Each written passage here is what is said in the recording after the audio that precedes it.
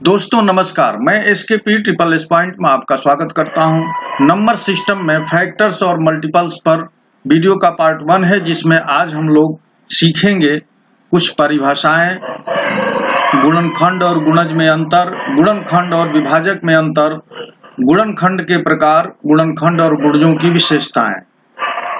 और ये चूंकि इसलिए जानना जरूरी है कि एसएससी में या एक दिवसीय परीक्षाओं में और सबसे ज्यादा उत्तर प्रदेश अध्यापक पात्रता परीक्षा में यानी टेट, सुपर टेट और सी टेट में सबसे ज्यादा क्वेश्चंस फैक्टर्स यानी गुणनखंडों पर आधारित पूछे गए हैं। जैसे कुछ प्रश्नों के हमने यहाँ पर उदाहरण लिए हैं कि 24 के कितने धनात्मक गुणांक हैं, या 108 के कितने गुणनखंड अभाज्य संख्या हैं, 360 के भाजकों की संख्या क्या है। इस प्रकार के क्वेश्चंस आए हैं और भी कुछ इसमें एडवांस लेवल के क्वेश्चन हैं जो एसएससी में और अन्य परीक्षाओं में पूछे गए हैं।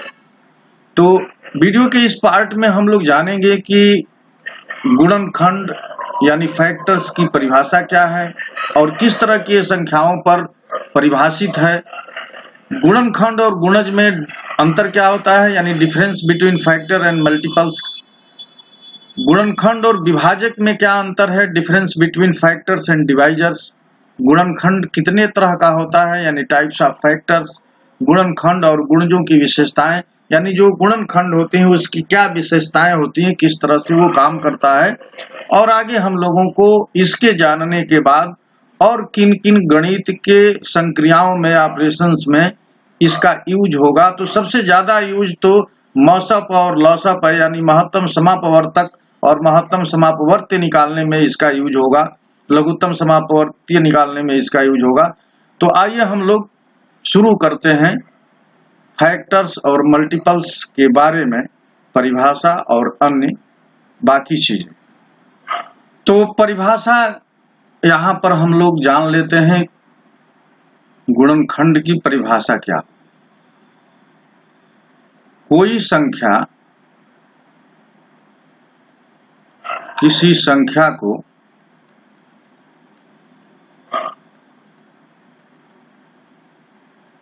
पूर्णतः विभाजित करती है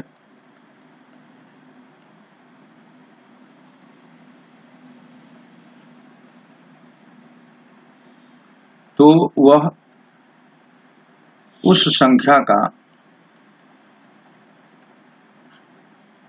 गुणनखंड कहलाती है।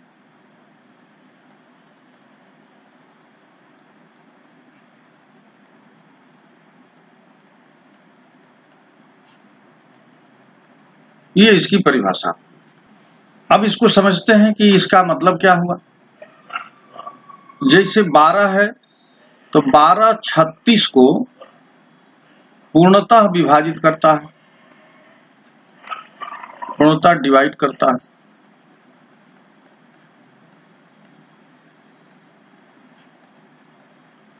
तो 12 जो है 12 36 का गुणनखंड कहलाएगा।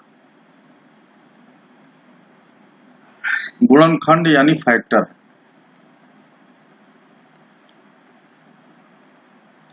और जो 36 है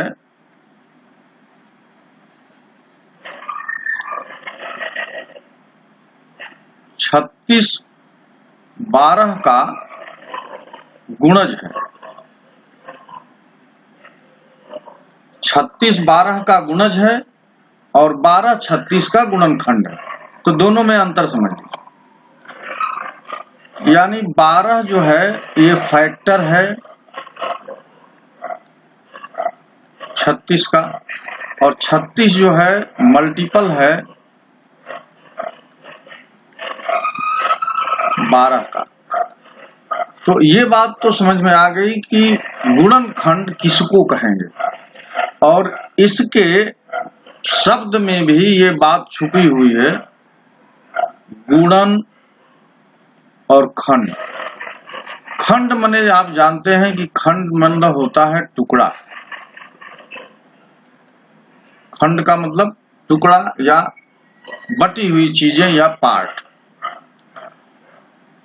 अब इसको किस तरह से समझ सकते हैं, तो मान लीजिए कि ये एक 12 संख्या है, तो 12 को जो संख्या डिवाइड करेगी वह इसका फैक्टर होगी। तो 12 को 1 भी डिवाइड करेगा, 12 को 2 भी डिवाइड करेगा, 12 को 3 भी डिवाइड करेगा, 4 भी, 6 भी और खुद 12 भी। तो 12 को जो जो संख्या डिवाइड कर सकती है यानी विभाजित करती है वो सभी 12 के फैक्टर होंगे। इसका मतलब कि यहां से ये पूरी संख्या ये 12 के फैक्टर्स कहलाएंगे, ये 12 के फैक्टर्स। अब चूंकि 12 को ये सारे फैक्टर्स डिवाइड कर रहे हैं या 12 को ये सारी संख्याएं डिवाइड कर रही हैं, तो इन संख्याओं को डिवाइजर्स भी कहते हैं। तो फैक्टर्स को हिंदी में गुणनखंड कह दिए और डिवाइजर्स को हिंदी में विभाजक कह दिए। तो आप खुद देख सकते हैं कि गुणनखंड और विभाजक दोनों एक ही हो गए, एक ही नाम है, अलग अलग नाम अलग अलग है, काम एक ही है, एक ही चीज को कहा जा रहा है। तो फैक्टर्स किसी संख्या के वो होते हैं जो उस संख्या को डिवाइड करते हैं, उस संख्या को विभाजित करते हैं। तो ये फैक्टर्स की डिफिनीशन क्लियर हो गई कि फैक्टर्स हम लोग किसे कहेंगे। अब जो नंबर लाइन होती है, नंबर लाइन ये क्या होती है, यानी एक लाइन ऐसी बनाई गई है जिसमें नंबर्स लिखे गए हैं। तो मान लीजिए यहां पर 1 से शुरू हो गया नंबर 1, 2, 3, 4, 5 और इस तरह से ये नंबर चले जा रहा है और ये इनफाइनाइट तक चला जा रहा है। तो नंबर लाइंस में जो नंबर्स हैं, अब यहां पर जो 1 है, 2 है और 3 है, 4 है, इस तरह के जो नंबर हैं, ये सब इनकी विशेषता देखिए क्या है। अब जो 1 है इसका सिर्फ एक फैक्टर है,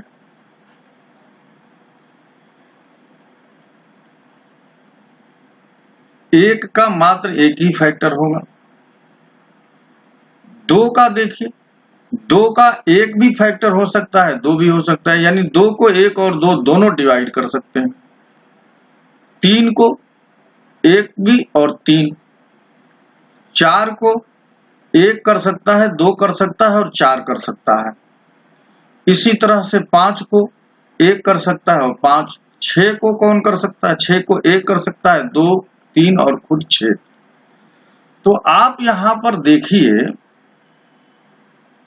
आपको कुछ संख्याएं ऐसी मिल रही हैं। अब जैसे 1 है तो सिर्फ इसका एक ही फैक्टर मिला। ये जो दो दो फैक्टर मिल रहे हैं ये किन किन संख्याओं के हैं, तो देखिए 2 को 2 फैक्टर मिला है, 3 को 2 फैक्टर और 5 का 2 फैक्टर। यानी जो संख्याएं अभाज्य हैं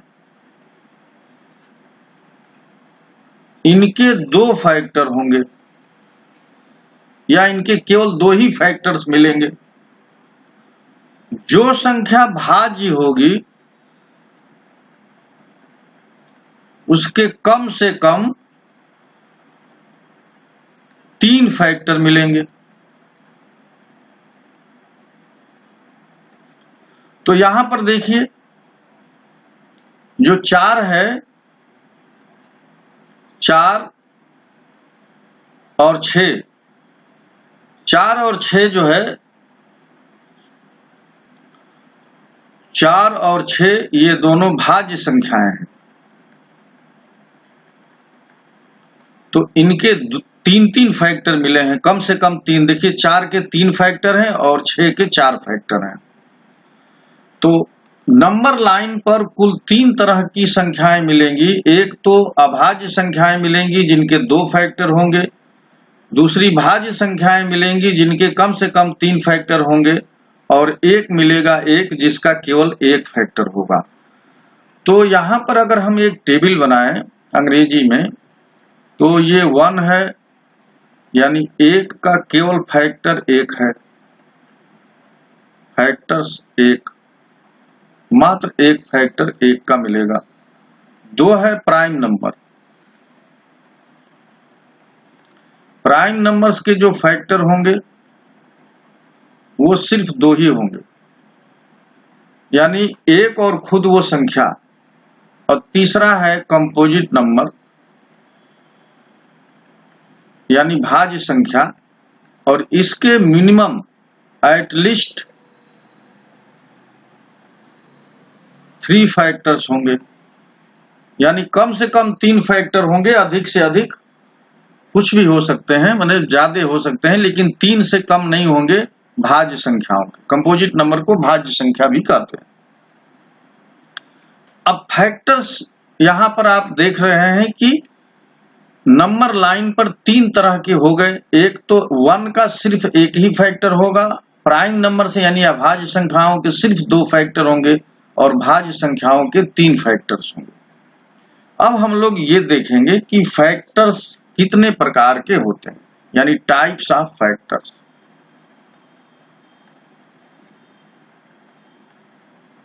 गुणनखंडों के प्रकार, तो ये कितने टाइप्स के होते हैं? तो इसमें देखिए एक गुणनखंड होगा जिसको हम लोग कहेंगे सिर्फ गुणनखंड, और दूसरा होगा अभाज्य गुणनखंड।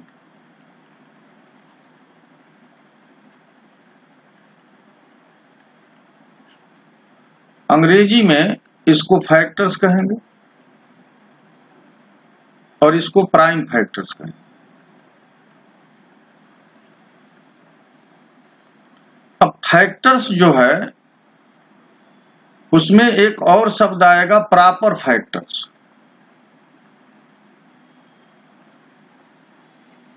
ये प्रॉपर फैक्टर्स क्या है, या उचित गुणनखंड क्या है? तो 12 के जब हम लोग फैक्टर्स लिखे थे 1, 2, 3, 4, 6 और खुद 12, तो इसमें 12 और 1 को छोड़कर, इन दोनों को हटाकर, ये जो बीच वाला नंबर है 2, 3 और 6, इसी को प्रॉपर फैक्टर कहते हैं।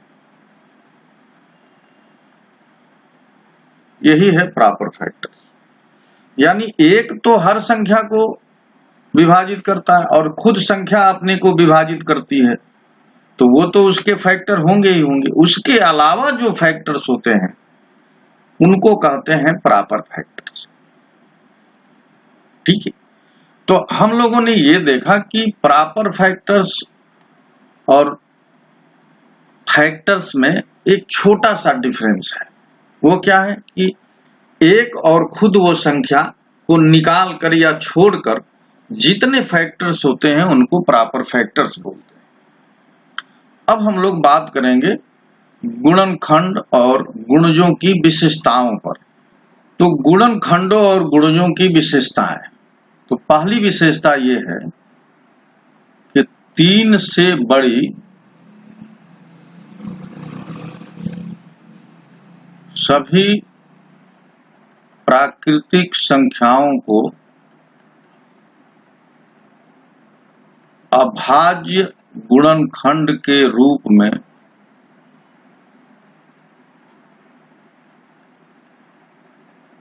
लिख सकते हैं।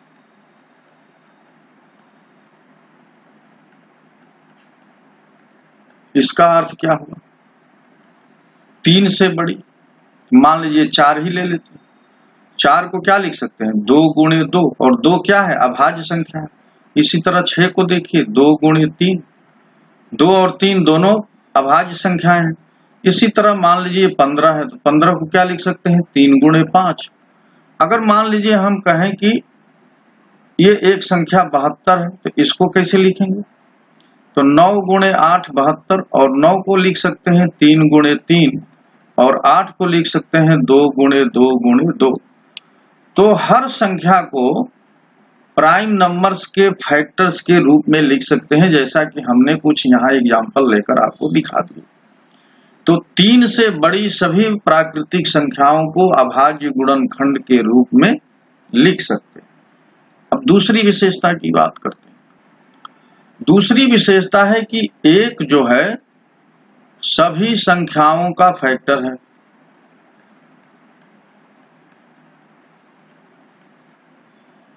एक सभी संख्याओं का फैक्टर, क्योंकि एक सभी संख्याओं को डिवाइड करता है। तीसरी बात कि गुणनखंडों की संख्या निश्चित होती है। गुणनखंडों की जो संख्या होती है वो निश्चित रहती है, यानी अनिश्चित नहीं होती, अनंत नहीं होती। जैसे 12 का हम देख रहे हैं कि 12 के जो गुणनखंड हैं 1, 2, 3, 4, 6 और 12, तो यहां पर आप देखिए इनकी संख्या ये 3, 3, 6 कुल 6 गुणनखंड हैं। तो 12 के अब इससे अधिक गुणनखंड नहीं हो सकते, लेकिन 12 के गुणज क्या है? 12 के गुणज, तो गुणजों की संख्या अनंत होती है। गुणजों की संख्या अनंत होती है। ये गुणज क्या है? तो गुणज देख लीजिए, जैसे मान लीजिए कि ये 3 है तो 3 के गुणज लिखने हैं, तो 3 के जो गुणज होंगे वो 3 होगा, 6 होगा, 9 होगा।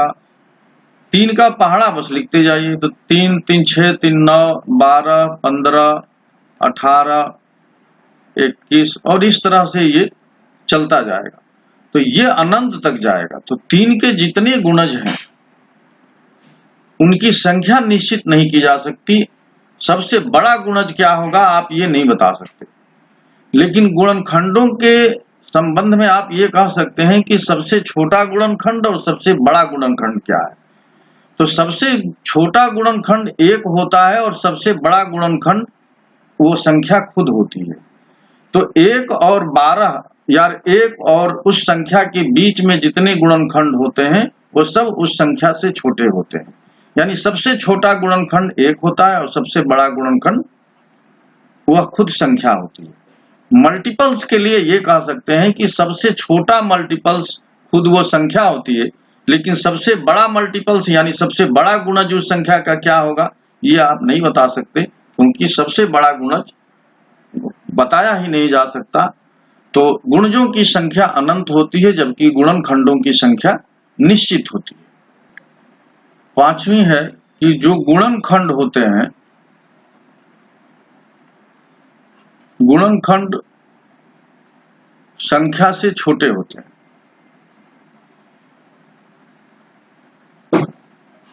संख्या से छोटे या बराबर हो सकते हैं।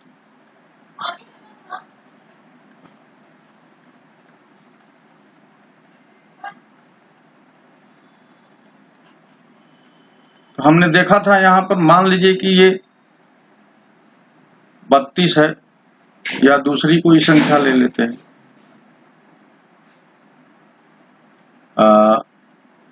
मान लीजिए हमने 36 ले लिया, तो 36 के गुणनखंड क्या होंगे? 2 गुणे 2 गुणे 3 गुणे 3, 2 दूना 4, 3 12, 3 36। तो अब ये तो अभाज्य गुणनखंड है। अब 36 के गुणनखंड अगर आपको ऐसे लिखना है कि कौन कौन 36 को डिवाइड करता है, तो 1, 2, 3, 4, 6, 9, 12, 18 और खुद 36। तो इतनी संख्याएं 36 को विभाजित करेंगी। देखिए 1, 2, 3, 4, 5, 6, 7, 8, 9, तो कुल 9 संख्याएं ऐसी हैं, यानी 9 इसके फैक्टर्स हो गए। तो अब यहां पर आपको जो मेन चीज देखनी है वो ये कि सबसे छोटा गुणनखंड 1 है और सबसे बड़ा गुणनखंड खुद 36 है। तो गुणनखंड जो मेन है, जैसे 2, 3 से लेकर के 18 तक, ये 36 से छोटे हैं और सबसे छोटा गुणनखंड 1 है और 36 ही है जो 36 के बराबर है और उसका एक फैक्टर भी है। तो यहाँ बराबर जो शब्द लिखा गया है वो खुद उस संख्या के लिए लिखा गया है। अब प्रत्येक संख्या स्वयं की गुण फैक्टर होती है। प्रत्येक संख्या स्वयं की गुणनखंड होती है।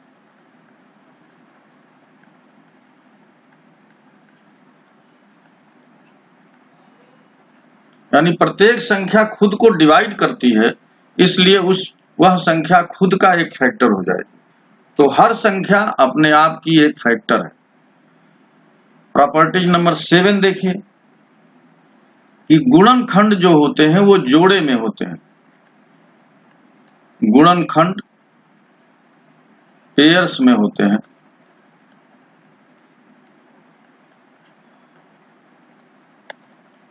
गुणनखंड पेयर्स में होते हैं पूर्ण वर्ग संख्याओं को छोड़कर।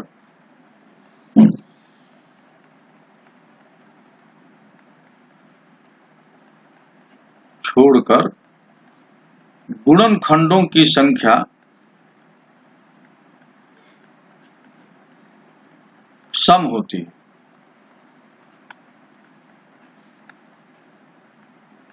गुणनखंड पेयर में होते हैं और पूर्ण वर्ग संख्याओं को छोड़कर गुणनखंडों की संख्या सम होती है, विषम नहीं होती। इसका मतलब क्या हुआ समझ लेते हैं। जैसे मान लीजिए कि 12 है, तो 12 पूर्ण वर्ग संख्या नहीं है, तो इसके कितने गुणनखंड हैं? 1 है, 2 है, 3 है, 4 है, 6 और कुल 12 है। तो आप देखिए ये कुल 6 संख्या में है, यानी ये सम संख्या में है। इनकी टोटल जो संख्या है वो सम संख्या है। अब इनके पेयर्स में कैसे हो गए? तो पेयर्स में देखिए किस प्रकार के हैं। तो 1 और 12 का पेयर है, 3 और 4 का पेयर है, 2 और 6 का पेयर है। तो कुल 3 पेयर यहां बने और 3 पेयर में ये 6 गुणनखंड आ गए। तो अब आप देख सकते हैं कि जब सम रहेगा, जब गुणनखंडों की संख्या सम होगी, तभी वो पेयर्स में बन सकते हैं, जैसा कि यहां हमने आपको दिखाया है। अब अगर कोई संख्या पूर्ण वर्ग है, जैसे हमने ले लिया 36, तो 36 पूर्ण वर्ग है क्योंकि ये 6 का वर्ग है। तो 36 के गुणनखंड हम लोग लिख लिए 1, 2, 3, 4, 6, 9, 12, 18 और खुद 36। तो ये 36 के हमने गुणनखंड लिख लिए हैं। अब आप इन गुणनखंडों को काउंट करके देख लीजिए कि ये इनकी संख्या कितनी है। देखिए 1, 2, 3, 4, 5, 6, 7, 8, 9, इनकी संख्या आ गई है 9। 9 कैसी संख्या है? विषम संख्या। तो अगर पूर्ण वर्ग संख्या होगी तो उसके जो फैक्टर्स होंगे वो 8 टाइम्स होंगे, यानी 8 नंबर्स होंगे। 8 नंबर्स का मतलब उनकी कुल संख्या जो है विषम अंक में होगी, या तो 1 होगी, 2, 3 होगी, 5 होगी, 7 होगी, इस टाइप की संख्याएं होंगी। क्योंकि ये पेयर्स नहीं बना सकते। क्यों पेयर्स नहीं बना सकते? तो यहां पर देखिए क्या क्या पेयर हो सकते हैं। तो 1 और 36 पेयर हो गए, 2 और 18 पेयर हो गए, 3 और 12 पेयर हो गए, 4 और 9 पेयर हो गया। इसके बाद 6 बच गया, तो 6 का 6 के साथ पेयर होगा। तो देखिए 1, 2, 3, 4 पेयर यानी 8, और एक जो लास्ट वाला पेयर है जिसमें एक ही अंक है, उसमें दोनों अंक जो है एक ही है, सेम है, तो ये पेयर एक एक्स्ट्रा होता है और इसमें अंक जो होते हैं वो वही अंक होते हैं। यानी 6 को ही हम 2 बार लिखे, तो ये केवल पूर्ण वर्ग संख्या में होगा। यानी पूर्ण वर्ग संख्याओं को छोड़कर शेष सभी संख्याओं के जो गुणनखंड होंगे वो सम संख्या में होंगे, विषम संख्या में नहीं होंगे। केवल पूर्ण वर्ग संख्याओं के ही गुणनखंड विषम संख्या में होते हैं, और मैंने आपको यहाँ पर बता दिया कि वो किस प्रकार से हैं। प्रॉपर्टी नंबर 8 में हम क्या बात करेंगे कि गुणनखंड मुख्यतः 6 प्रकार के हैं।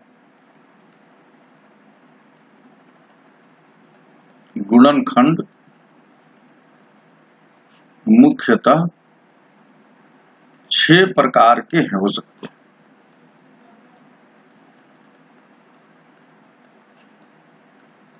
कौन कौन हो सकते हैं? तो देखिए गुणनखंड पहला हो सकता है विषम गुणनखंड।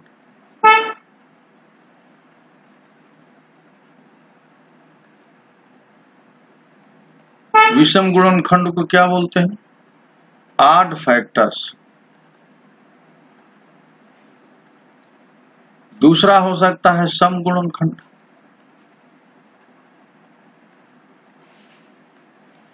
इसको हम लोग बोलेंगे इवन फैक्टर।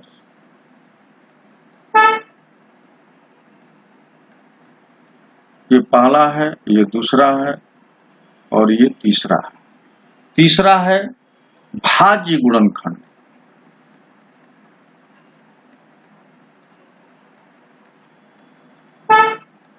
इसको बोलेंगे कंपोजिट फैक्टर।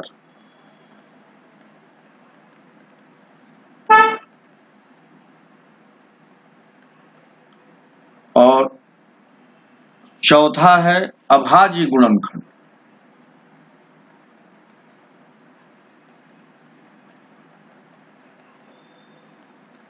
और इसको बोलेंगे प्राइम फैक्टर्स।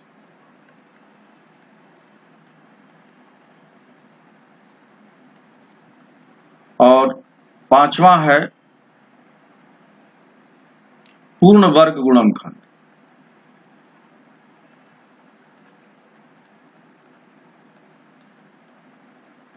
पूर्ण वर्ग गुणनखंड यानी परफेक्ट स्क्वायर फैक्टर्स। और छठा है पूर्ण घन गुणनखंड,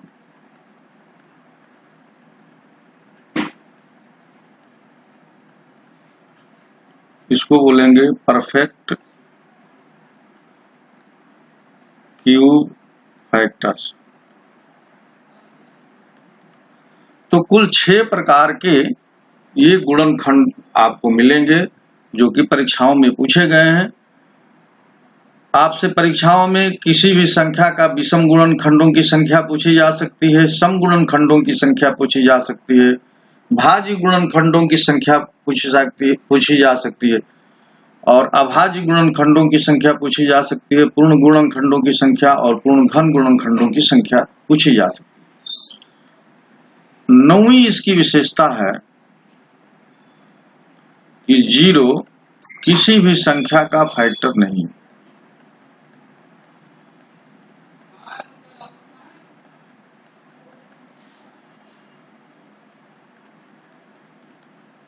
तो ये बहुत एक इंपॉर्टेंट बात है कि 0 किसी भी संख्या का फैक्टर नहीं है। क्यों भाई?